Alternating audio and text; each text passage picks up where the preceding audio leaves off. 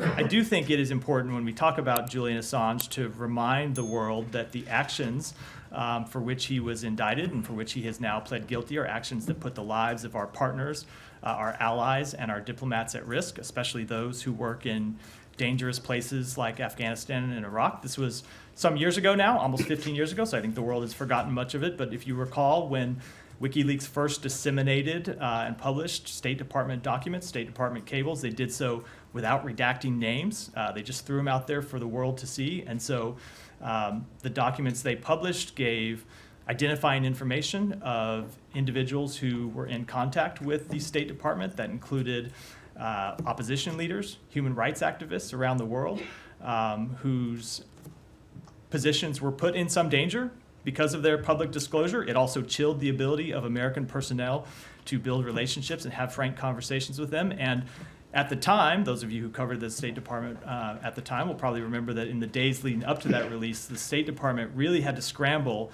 to get people out of danger, to move them out of harm's way. It was an extraordinary effort performed by dozens of government officials around the world, but that doesn't change the danger that those actions put innocent people all around the world in through no fault of their own. And that's, of course, not even to mention the further actions by WikiLeaks down the road to essentially serve as a conduit for Russian intelligence interfering in the U.S. presidential election.